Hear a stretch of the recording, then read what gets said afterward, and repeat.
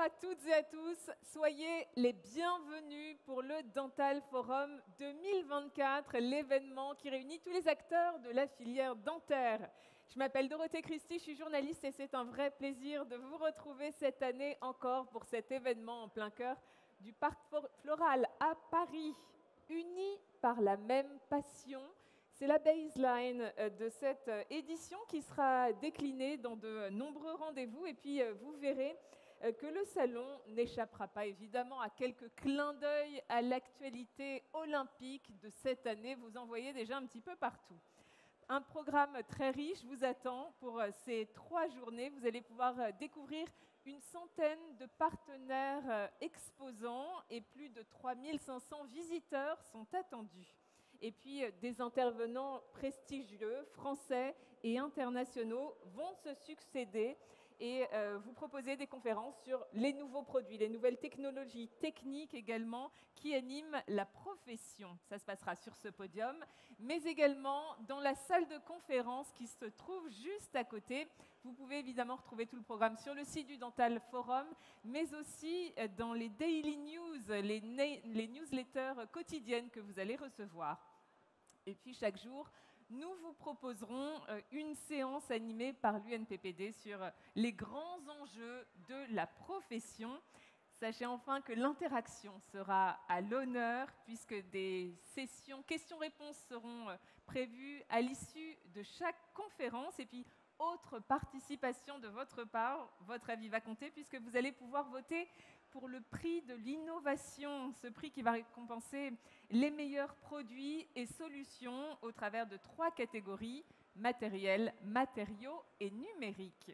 Vous pouvez voter depuis le site du forum ou en flashant le QR code qui se trouve sur les différents écrans tout au long du salon. Vous pouvez voter dès maintenant et jusqu'à samedi matin, 10h30. Voilà pour le programme. Mais pour l'heure et pour inaugurer officiellement ce Dental Forum, cette 11e édition, je vais vous demander d'accueillir très chaleureusement le président de l'UNPPD, Laurent Munro.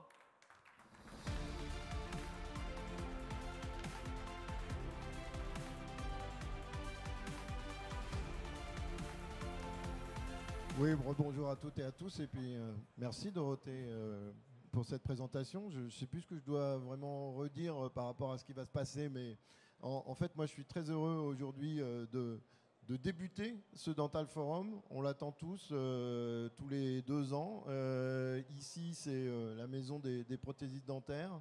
Je pense qu'ils attendent ça. On voit qu'il y a une affluence certaine aujourd'hui. J'espère que ça va durer pendant ces 3 jours pour que chacun puisse découvrir les nouveautés, discuter, voilà, rencontrer. Et c'est vraiment ce qu'il faut aujourd'hui. Aujourd'hui, pour cette inauguration, moi j'aimerais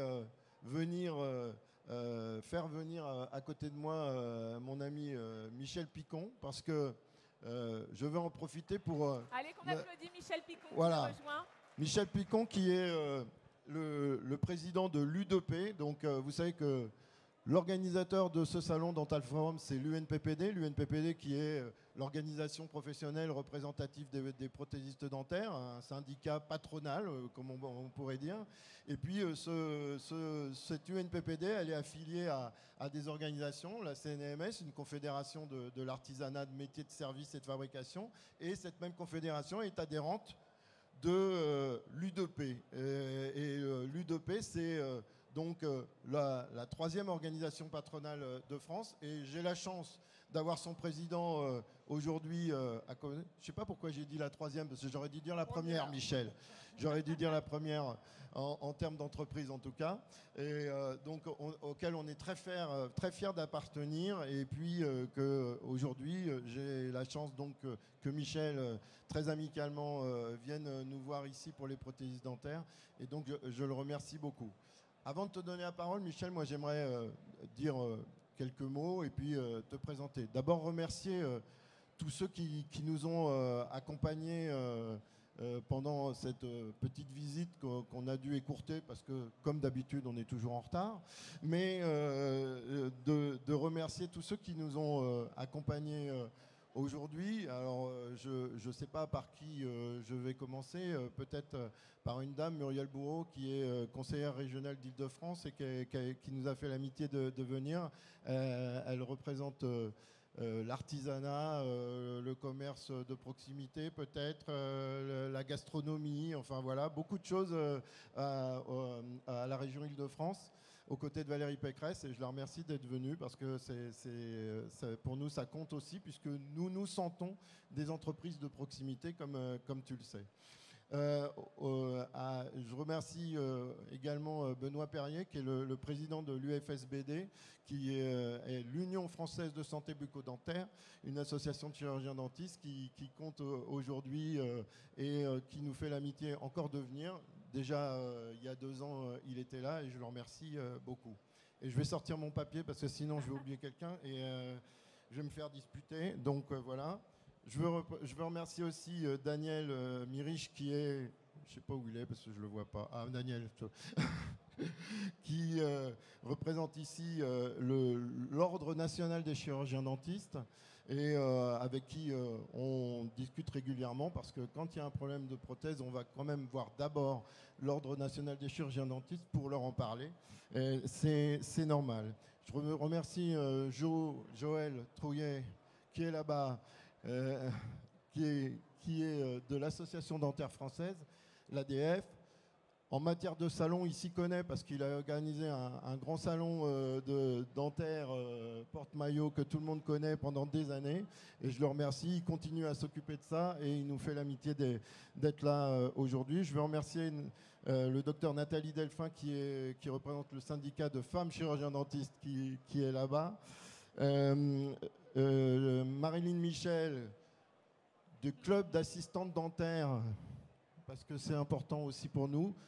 Le dentaire, tu sais Michel, c'est toute une équipe en fait.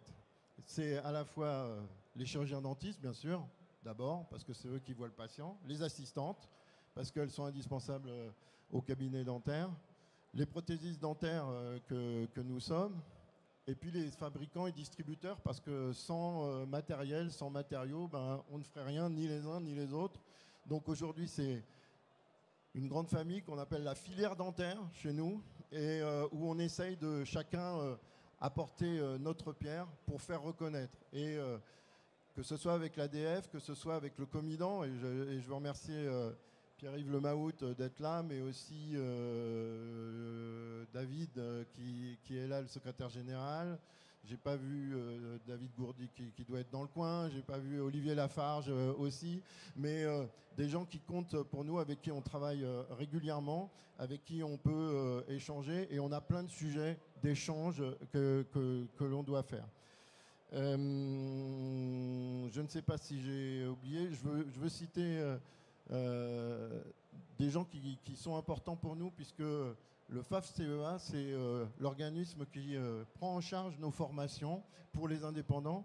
Et Guillaume Dartois est ici, avec Marie Delcourt, la directrice générale. Et donc, c'est quelque chose qui, pour nous aussi, est très important. Et puis, je veux pas oublier la secrétaire générale et la directrice générale de la CNEMS, comme tu le sais, puisque tu m'en voudrais, et je m'en voudrais aussi, puisque je suis aussi président de la CNEMS, de la Confédération, Michel Duval et Marilyn Baudin, qui doit être par là, et qui nous accompagnent aujourd'hui. Cet événement, c'est l'événement phare de la profession, je te l'ai dit, c'est tous les 2 ans. Cette année, c'est la 11e édition. Ça fait tout juste 20 ans, en 2004, qu'on a commencé ce salon sous cette forme-là, pas au même endroit, pas de la même dimension, et au fur et à mesure, on essaye d'apporter une petite pierre chaque année, enfin tous les 2 ans. Enfin pour nous, généralement, l'organisation elle dure 2 ans, hein. Mais on essaye d'amener notre petite pierre, on modifie des choses, on apporte des choses. Cette année, on a choisi le thème des Jeux Olympiques. Alors ça transparaît un peu partout, c'est le thème de la compétition, de l'excellence, des médailles. Et pendant ces 3 jours, on va remettre des médailles, remercier des gens pour leur excellence, remettre des diplômes, avoir un concours ici qui va se passer avec la société Dentorum qui est juste derrière, avec des partenaires. On va essayer de dynamiser un peu et de montrer que notre profession est une profession ici d'excellence. Pour les professionnels qui viennent ici, c'est des rencontres, c'est des retrouvailles souvent avec d'autres, c'est découvrir des nouveaux matériaux, des nouvelles machines, c'est discuter avec leurs confrères de beaucoup de sujets, des sujets techniques bien sûr, parce que tu sais, on est tous des passionnés de notre métier et bien sûr ce qui nous fait avancer, c'est d'abord la technique, mais aussi de parler d'actualité, de nos problématiques, de notre profession, et on essaye de tous ensemble d'avancer. Je l'ai dit, la filière dentaire, c'est important pour nous parce que on estime qu'un chirurgien dentiste ne peut rien faire sans son prothésiste, sans l'assistante. Nous ne pouvons rien faire sans nos fournisseurs, nos distributeurs, nos fabricants, avec qui on travaille quasi quotidiennement. Et il nous faut absolument qu'on avance tous ensemble pour essayer que notre profession démontre son excellence au fur et à mesure du temps. On est liés par notre métier, par notre fonctionnement, et il n'y a pas eu une plus belle démonstration de ce lien que quand en 2018 il y a eu une nouvelle convention dentaire, alors qu'on a tous décrié, hein, chirurgiens dentistes, prothésistes, tous. On n'en voulait pas au départ parce qu'on nous annonçait le plafonnement de la prothèse dentaire, des prix de la prothèse dentaire pour les chirurgiens dentistes. Et nous, on se disait, si les chirurgiens dentistes sont plafonnés, forcément, ils vont nous plafonner ou nous faire une petite pression sur nos tarifs. Et donc, on a tous décrié ça. Heureusement, finalement, ça s'est bien fini pour à peu près tout le monde, parce qu'on a tous eu beaucoup de boulot après. Après, du boulot pas le même, quelquefois, parce que les techniques ont évolué, parce que les matériaux qui étaient pris en compte, c'était pas les mêmes, tu l'as vu.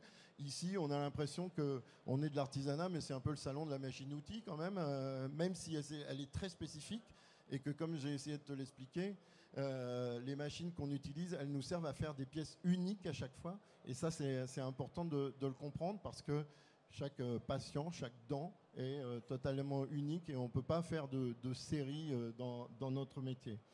Donc, si nous avions des craintes, eh ben, elles se transformaient en réussite, même si, tu le sais, la réussite, c'est jamais complet. Et forcément, nous, on dénonce toujours le fait qu'aujourd'hui, on a beaucoup de concurrence, de prothèses dentaires venues d'outre continents, tout à fait, qui malheureusement viennent un peu prendre des parts de marché pour des qualités qui sont souvent pas bonnes. Alors bien sûr, le prix, et c'est facile, est toujours inférieur au nôtre, mais ça joue beaucoup sur notre activité. Et malheureusement, aujourd'hui, on voit que la convention dentaire a aussi ce biais-là de encore plus faire grossir le recours à des prothèses qui viennent d'Asie ou d'ailleurs pour des questions tarifaires. Et on aimerait bien qu'un jour, à la fois les pouvoirs publics, la sécurité sociale, mais l'ensemble des pouvoirs publics puissent comprendre que, pour nous, en tout cas, ce n'est pas normal que la sécurité sociale et les mutuelles des travailleurs français servent à payer des prothèses qui viennent de l'étranger. Tout ça, on le subit tous, malheureusement. On aimerait bien que ça se passe autrement. On n'arrête pas de le dénoncer. On continuera à le faire. Et c'est pour ça qu'on a, il y a quelques années, créé un mouvement qui s'appelle « Je choisis le sourire Made in France » pour essayer de sensibiliser à la fois les professionnels prothésistes dentaires, mais aussi les praticiens, mais aussi le grand public, sur le fait qu'ils essayent de s'attacher à d'où vient la prothèse dentaire qu'ils fabriquent, qu'ils ont en bouche auprès des praticiens. C'est pas pour mettre le praticien en cause, c'est parce qu'on l'a dit, on est une filière dentaire, on estime qu'on doit travailler tous ensemble et on doit essayer d'être le plus vertueux possible, même si on n'a pas les possibilités financières qu'ont d'autres. Donc aujourd'hui, notre profession est une profession d'excellence. On sait que, notamment en France, on fait du bon travail. On a des formations bien faites. On a pour ça des écoles qui sont aujourd'hui des piliers de notre formation. On a des filières aujourd'hui de formation qui nous permettent, soit post-bac, soit avant le bac, de former des jeunes qu'on attire beaucoup parce que le numérique, forcément, a attiré encore plus de monde vers notre profession. Et on veut absolument qu'on puisse leur trouver du travail pour plus tard. Et pour ça, ça passe par la prise de conscience de chacun. C'est quelque chose qu'il faut qu'on développe. On a vécu un virage technologique, on l'a dit, puisqu'on utilise beaucoup de digital, mais c'est aussi un virage économique, parce que ça change complètement les structures financières de nos entreprises. Quand tu dois faire les investissements qu'il faut faire aujourd'hui pour équiper un laboratoire dans son ensemble, bah forcément notre structure grossit. Et dans l'ensemble, il y a moins de laboratoires, il y a moins d'entreprises, mais il y a plus de salariés, ou au moins autant qu'avant, même un peu plus. On atteint aujourd'hui 3200 entreprises pour 20 000 salariés. Et on arrive à structurer ça. Et on pourrait encore mieux faire si on réinternalisait la prothèse en France, puisqu'on peut encore arriver à faire ça. Aujourd'hui, il y a une période de consolidation dans notre secteur d'activité, c'est-à-dire que les entreprises deviennent de plus en plus grosses, sont actives, peuvent former, peuvent investir. Et on voit bien que c'est un mouvement de fond. Certains s'en effraient parce que c'est sûr qu'on construit des plus grosses unités. Alors on va dire, est-ce que c'est vraiment l'artisanat? Oui, ça reste de l'artisanat parce que nos protocoles restent quand même artisanales, même si on utilise des machines-outils. Mais c'est vrai qu'aujourd'hui, on a des structures financières importantes qui même commencent à plaire à des investisseurs qui investissent dans des laboratoires, qui créent des groupes. Est-ce qu'il faut avoir peur de ça ou essayer de l'accompagner pour au mieux défendre notre profession? C'est vraiment ce qu'on doit s'attacher à faire pour qu'aujourd'hui, la prothèse dentaire, les prothèses dentaires restent les apporteurs de solutions aux patients et aux chirurgiens dentistes pour lesquels on travaille. Tu sais, dans toutes les professions, aujourd'hui, il y a des réglementations. Nous, on en a une qui est la réglementation sur les dispositifs médicaux. Et je vois Pascal Cousin qui est là, avec qui on en parlera demain. Avec également le président des CDF, des chirurgiens dentistes de France. Parce que cette réglementation, c'est des impératifs qui s'imposent à des structures comme les nôtres, qu'on est obligé de mettre en place, et qui ne sont pas toujours évidentes à respecter pour des petites unités. Donc on a créé pour ça une application qui s'appelle Seculab pour aider les entreprises à répondre au mieux à cette réglementation européenne assez facilement et à moindre coût pour rester dans les règles. Donc autant de choses qui font qu'aujourd'hui, notre profession est dans l'avancement. On n'est pas à se dire c'est fini de la prothèse dentaire telle qu'elle existait. On n'est pas vers l'industrialisation complète. On a encore du chemin à faire. On forme les jeunes. On a encore des nouvelles technologies à appliquer.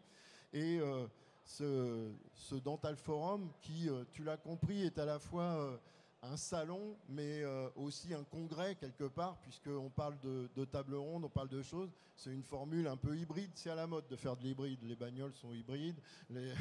Donc nous, on va de plus en plus vers une solution hybride pour ce salon qui représente bien notre profession, qui attire, comme tu le vois autour de nous, beaucoup de monde et qui nous permet d'aider les professionnels à trouver des solutions, à se rencontrer et à écouter ce qu'on peut leur enseigner aujourd'hui avec nous, avec toi peut-être. Je voudrais pas finir sans remercier d'abord l'organisateur de ce salon, parce que tu sais, on est une petite équipe avec mes collègues du bureau et de l'UNPPD, et forcément on se fait aider par une société qui s'appelle MCI, qui nous accompagne depuis presque 20 ans sur l'organisation de ce salon, et c'est important qu'on puisse continuer aussi à maintenir ce bel événement pour tous. Et puis les collaboratrices de l'UNPPD, parce qu'elles sont là, elles sont sur le stand là-bas de l'UNPPD. Elles accompagnent les laboratoires au quotidien et je les remercie pour tout ce qu'elles font, à la fois aujourd'hui pour ce salon, mais aussi au quotidien pour les entreprises. Et j'oublie pas Céline Le Sec qui continue de nous accompagner, même si elle nous a lâchés ces dernières années. C'est bien dit, elle va être contente. Elle est contente. Elle va être contente de la description, parfait. Bien, Michel, j'étais un peu long, je suis désolé, mais tu sais qu'il y a des choses qui nous importent aujourd'hui. En tout cas, je te remercie d'être ici avec nous. On sait qu'on est une petite profession, mais aussi qu'on a la chance d'être important quand même dans un environnement. Et encore une fois, on veut s'inscrire à tes côtés au niveau de l'U2P pour construire l'avenir des entreprises de proximité, parce que comme tu le sais, on a beaucoup de sujets qu'on peut partager à la fois avec nos amis chirurgiens dentistes qui sont aussi parmi nous, mais avec d'autres professions sur des négociations que tu mènes même en ce moment et qui sont importantes parce qu'elles peuvent avoir des incidences sur nos entreprises. Donc merci beaucoup Michel de nous accompagner aujourd'hui et je te laisse la parole. Merci beaucoup Laurent, merci d'abord pour cette invitation et pour m'associer à ce moment inaugural. Moi d'abord je viens de découvrir la modernité de votre profession et la façon dont vous embrayez merveilleusement bien l'ère numérique de votre profession. Mais vous n'en restez pas moins, tu l'as dit, avec les valeurs de l'artisanat, c'est-à-dire au service de vos clients, dans une filière qui commence par les patients des chirurgiens dentistes, que je connais bien, puisqu'avant d'exercer cette fonction à l'U2P, j'étais président de l'UNAPL, et donc l'ensemble des professions libérales, je connais un petit peu ce monde, et je connais les difficultés qui sont les vôtres dans les négociations conventionnelles aujourd'hui que vous traversez et qui ne sont pas faciles parce qu'elles doivent s'inscrire aussi dans des équilibres budgétaires de la nation. Mais comme tu l'as souligné, au fond, il ne faut pas avoir peur des changements parce que ce que vous avez perdu sur le montant, vous l'avez rattrapé peut-être en partie sur la partie quantitative. Alors, moi je suis complètement séduit par ce salon. J'imagine le travail que ça représente et aussi la capacité que vous avez à attirer l'ensemble de vos partenaires présents. Tout ça donne vraiment une organisation de premier plan. Et en tout cas, je ne doute pas du succès que tu vas avoir une année de plus. Mais c'est tous les 2 ans, hein, donc tu as 2 ans pour te reposer, c'est ça. Et puis l'année suivante, tu mets en place. Juste, si vous me le permettez, mesdames et messieurs, un petit mot sur l'U2P. Qu'est-ce que c'est l'U2P? Je citais tout à l'heure l'UNAPL. L'UNAPL est l'une des composantes qui, en 2016, a décidé de rejoindre le monde de l'artisanat, qui était composé de 4 familles. La CNAMS, qui est une famille importante, hein, la Confédération nationale de l'artisanat et des métiers de services et de fabrication. La CGAD, qui regroupe tout l'artisanat et toutes les petites entreprises de bouche, hein, les boulangers, les poissonniers, les charcutiers, les restaurateurs, enfin tout ce qui se mange. Hein. Vous, ça ne se mange pas. Il faut éviter d'avaler ce que vous produisez. C'est quand même aussi dans la bouche, mais pas pour la même destination. La troisième famille, c'est la CAPEB, c'est une famille d'artisans. Et puis la dernière, je l'ai citée tout à l'heure, c'est l'UNAPL, l'ensemble des professionnels libéraux.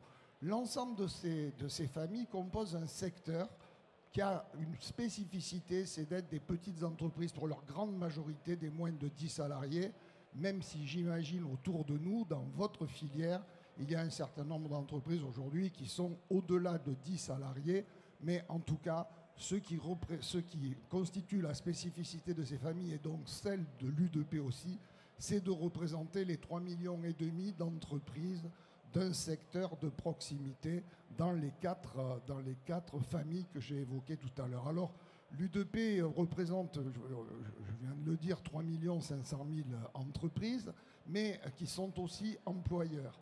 et elles emploient à peu près 4 millions de salariés. Tout ça les amène, bien évidemment, amène l'U2P à être présente dans tout ce qu'on appelle le dialogue social avec nos petits camarades. Alors, nous, tu disais tout à l'heure, on est troisième ou on est premier. On est premier en nombre d'entreprises, on est troisième en nombre de salariés. Bon, je ne vais pas faire un discourir longtemps sur cette compétition, mais en tout cas, vous mesurez tout de même que l'U2P a une importance forte pour l'ensemble de nos familles afin de représenter les petites entreprises que nous sommes vis-à-vis des pouvoirs publics et vis-à-vis des autres partenaires sociaux que sont les organisations de salariés. Alors en ce moment, tu le soulignais tout à l'heure, on a un certain nombre de négociations, de discussions, notamment l'emploi des seniors. Vous savez que l'âge légal de la retraite a été repoussé, donc repoussé à 64 ans, c'est une chose, ça n'a pas été facile pour le gouvernement. On a plutôt, nous, accompagné ce mouvement, mais aujourd'hui, faut-il qu'on mette nos entreprises en situation de pouvoir recruter ou maintenir dans l'emploi des seniors, particulièrement dans la tranche 60-64 ans. C'est ce qui nous occupe en ce moment avec le MEDEF, la CPME et les 5 autres organisations de salariés pour trouver la voie d'un accord qui nous permettront de maintenir dans l'emploi les salariés qui devront travailler 2 années de plus et à la fois que l'on puisse avoir des dispositions qui changent un peu le regard dans le recrutement d'un senior, parce qu'il faut bien le dire, lorsque vous avez 59 ans et que vous êtes en recherche d'emploi, c'est pas forcément facile de trouver un cabinet qui vous recrute. Alors, justement, ça, je vais faire le lien, si vous me le permettez, quelques minutes avec la formation. Votre métier, je posais la question tout à l'heure, votre profession de prothésiste dentaire est un métier dont on dit qu'il est en tension de recrutement. Vous avez des besoins de recrutement et pas forcément les candidats pour le faire. Alors bon, je sais qu'il y a dans la salle des écoles, madame qui forment aussi des prothésistes dentaires. Eh bien, il faut qu'on se mobilise tous, c'est l'action de l'U2P, parce qu'au fond, l'U2P prend en charge l'ensemble de tout ce qui est transversal à nos professions. Alors bien sûr, la formation, tu as cité tout à l'heure notre ami patron du FAF-CEA, pareil pour ceux qui sont professions libérales, c'est le FIF-PL de l'autre côté. Et puis l'OPCO-EP aussi, qui finance les formations de nos collaborateurs, plus facilement les formations continues, mais également aussi pour de jeunes salariés qui voudraient rentrer dans cette profession, des prises en charge de formation peuvent être faites. Enfin, la formation est une préoccupation extrêmement importante au sein de l'U2P, et c'est d'ailleurs notre ami Laurent qui a en charge tous les sujets de formation à l'U2P. Et donc ça, c'est transversal à toutes nos professions, que l'on soit prothésiste dentaire, que l'on soit dentiste, que l'on soit médecin, que l'on soit restaurateur. Le recrutement de nos salariés, faire en sorte qu'il y ait une meilleure adéquation entre tous ces jeunes qui vont rentrer sur le marché du travail et qui s'orientent davantage. Donc ce sont des relations avec l'éducation nationale pour qu'il y ait une meilleure adéquation entre les besoins des entreprises et les formations que l'on va donner à tous ces jeunes qui vont rentrer dans la vie active. On s'intéresse aussi bien évidemment à ce que l'on appelle la fiscalité et les modes d'exercice, l'évolution des structures qui nous permettent d'exercer. Je crois aussi que dans ton métier, c'est une tendance que l'on constate un peu partout. Nos métiers s'exercent de moins en moins seuls. Les jeunes générations, elles ont envie de travailler ensemble pour mieux conjuguer vie professionnelle et vie personnelle. C'est aussi des chantiers à l'U2P que nous menons de manière transversale et collective, de manière à ce que nous puissions exercer en société. Alors ce sont des sociétés de capitaux, ce sont des sociétés d'exploitation, toute forme d'exercice en commun. Et puis il y a le sujet, tu l'as évoqué tout à l'heure, qui est celui de la financiarisation de nos activités, sur laquelle il y a du bon, mais il y a aussi beaucoup de risques, et les professions de santé le savent bien, et vous êtes à la limite des professions de santé. On voit dans la biologie, par exemple, ce que la concentration financière a pu apporter de positif dans les investissements, mais aussi de risques dans la qualité la liberté d'exploitation du biologiste lui-même. Et donc oui, il faut se développer, il faut trouver des capitaux, mais il faut que chacun, vous puissiez garder la maîtrise de l'activité, parce que le savoir, la compétence et, comment dirais-je, cette relation particulière qui crée ce lien entre le dentiste et le prothésiste dentaire, elle ne s'accorde pas toujours facilement d'une financiarisation trop forte des activités. Ce sont aussi des sujets qui sont transversaux et que nous menons en commun. Voilà, mesdames et messieurs, je ne voudrais pas être trop long. Vous dire que donc l'U2P est à votre service pour tous les prothésistes dentaires. Alors pas directement, encore qu'on refuse jamais de répondre à des questions, mais à travers votre organisation, donc l'organisation aujourd'hui que tu présides, la UNPPD, pardon, et puis bien sûr aussi la CNAMS, et qui est une composante importante de notre union des entreprises de proximité. Merci encore une fois, bravo et puis plein succès à votre salon. Merci Michel. Merci beaucoup, merci Michel Picon, merci Laurent Munro pour ces discours inauguraux. Je vous laisse redescendre de scène. Ça y est, le salon est officiellement ouvert. Vous allez pouvoir découvrir tous les exposants, échanger avec eux les différents stands. Et je vous donne rendez-vous à 14 h dans la salle de conférence pour la première conférence de Geoffroy Régoubi ici avec nous. Ça portera sur le management du laboratoire. Beau sujet donc en salle de conférence. En attendant, un cocktail vous attend sur le stand de l'UNPPD pour un beau moment d'échange. Merci, à tout à l'heure.